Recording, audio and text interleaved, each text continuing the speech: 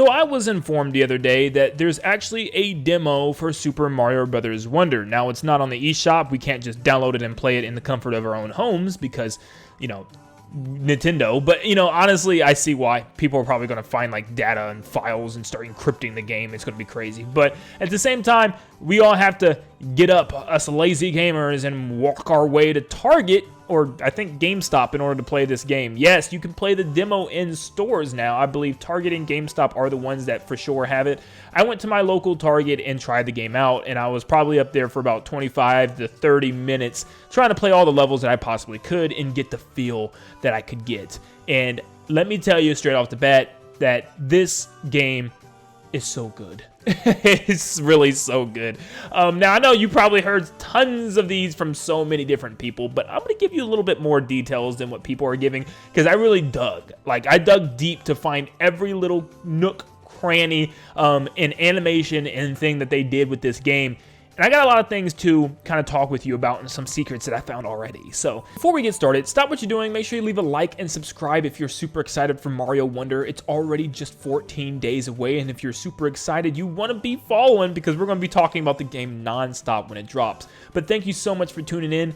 Let's jump into the video. So pretty much, I had a blast with this game. That's my general overview take. This game is full and enriched with detail. It is not like the traditional 2D Mario games we've been playing with New Super Mario Bros., where the levels are pretty much vanilla. There's no secrets to be found, there's no Easter eggs, there's no details. This game is brimming with details, and the best way I can compare it is to Kirby and the Forgotten Land. If you guys have seen my gameplays of that and my videos talking about the secrets and Easter eggs and things you could have missed, there are so many little hidden details and little Easter eggs and really cool animations and stuff hidden within that game. And I feel like Mario games don't really do that. They're just about fun gameplay, and they're not really about like having cool Easter eggs or cool things that you could do with certain enemies and stuff. Kirby and HAL Labs, they are on top of it. But I can tell you right now, this game gives me extreme Kirby and the Forgotten Land vibes, if that makes any sense. For a 2D Mario game, which is also very interesting, it's a 2D game. It's not a 3D game where you can go find Easter eggs and explore the world.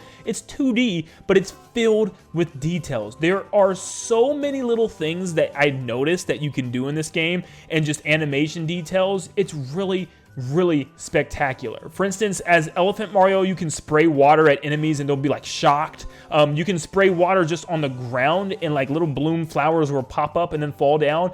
You'll even spray water if you have water in your trunk, I believe. As Elephant Mario, to the end of the level, you'll spray the little poplin guy and his little head will sprout with a flower. It's crazy. It's just the little details. There's a little gopher enemy that you've seen in the trailers multiple times. He'll actually run away from you and he'll shoot these veggies at you. But if you stop, he'll stop running. He'll lean up against a box or something. But he'll stop running and he'll shoot these like beets or vegetables at you. And if you keep hitting them back, he actually shoots out different colors that come at you at different speeds. So if you hit like 4 or 5 in a row, like the last one will be a black one, and it will like shoot out tons of coins and stuff and make like a little sound effect. It's just like, what?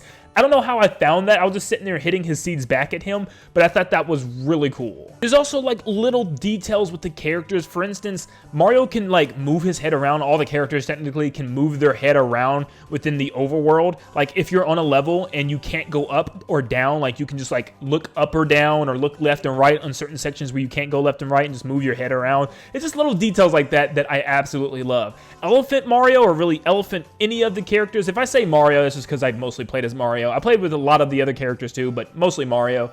But like Elephant Mario has so many animations. I mean, with the ground pound, with the way he moves, with his duck, with his trunk, attack. It's just everything is so fluid and it feels so different for a Mario game. I can't explain. You know how in New Super Mario Bros. When you do things, it's just very chunky. It's just like ground pound, he does it.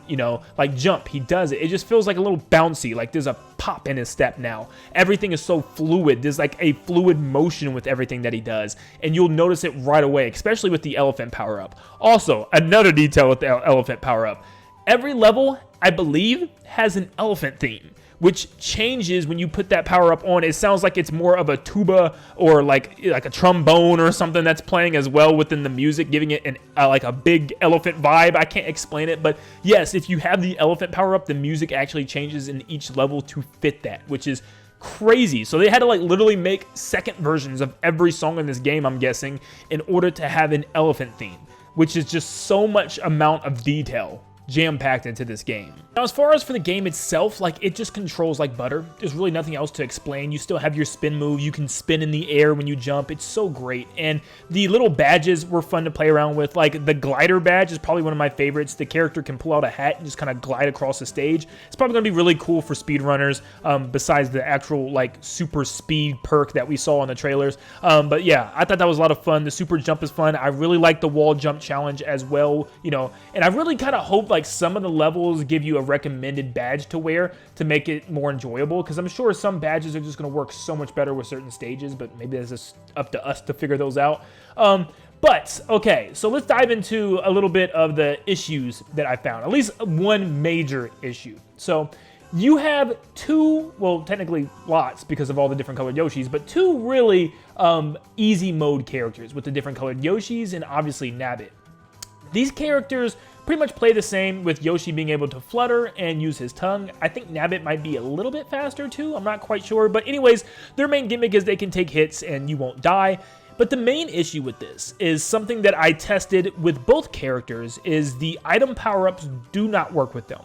I don't know if fire works. I didn't really try that one, but I would assume not, because the other ones don't work. Bubble doesn't work, well, probably. I didn't get to really test that one out either. But I guess drill and elephant do not work. So I'm guessing none of the other ones are going to work either. Yeah, there's no transformations for Yoshi and for Nabbit, which kind of sucks, because there's actual like collectibles in each stage that you have to get using some of these, like, you know, spraying water on the ground with the elephant Mario and drilling underneath the ground in order to get like a hidden coin I found. So I'm just like, you're just not going to be able to get certain collectibles because you need specific power-ups. So you cannot play the game with these characters, or you won't be able to get these collectibles. Like, it's kind of weird. Like, and it once again makes me think there should just be a toggle for easy mode.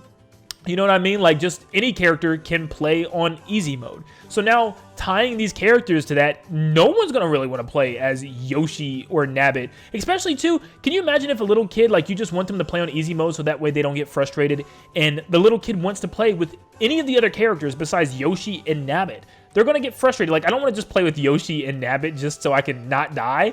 And even if they do play as Yoshi or Nabbit, they can't use the item transformation. So yeah, that's a big issue for sure. I will say for me, I don't care as much because I'm just going to probably always pick Mario. This is how I am with every Mario game and spin-off game.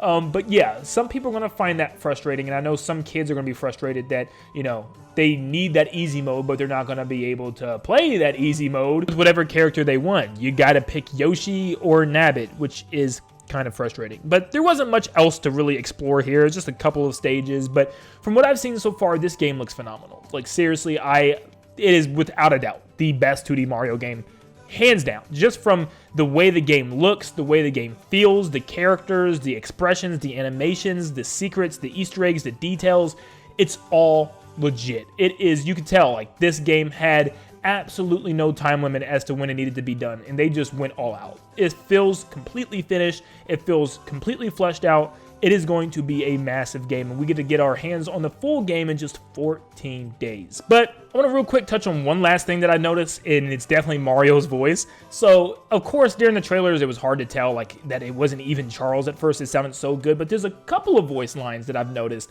that kind of didn't sound like Mario. You know what I mean? Like, I was like, well, it kind of threw me off for a second. Like, as soon as you choose Mario in the game, you're used to, like, the, it's me. Now, when you pick him, it's like, it's me. And it's like, it's so strange. It's just like, you know, long-term Mario fans will notice, no one else will. But it's just like little things like that.